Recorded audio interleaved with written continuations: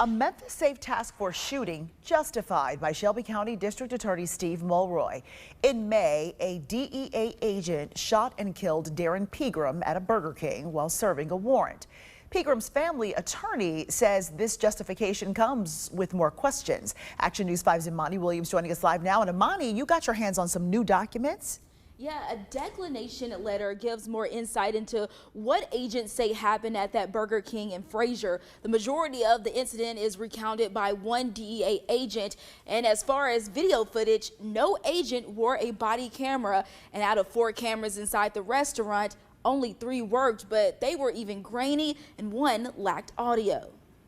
Shelby County District Attorney Steve Mulroy is not prosecuting the DEA agent who shot and killed Darren Pegram while serving a warrant at Burger King. He wrote in his analysis of the justification, in part, quote, "The use of force by Agent Levi Blandon was justified. No charges can be placed against Agent Blandon," end quote. But for Pegram's family and their attorney, Andre C. Wharton, there are unanswered questions. Respectfully, we think some things were omitted from their analysis, some important things.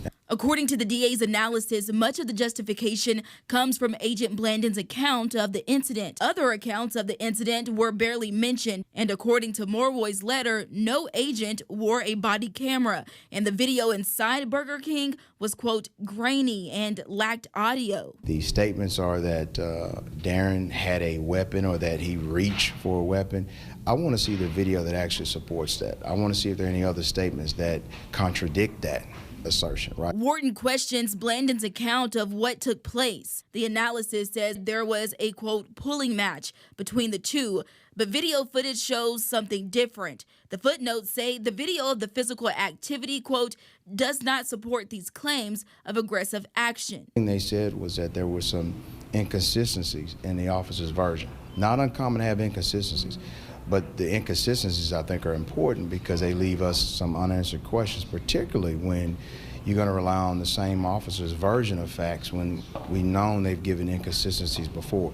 So therefore, what other objective information do you have that supports or negates what the officer is saying?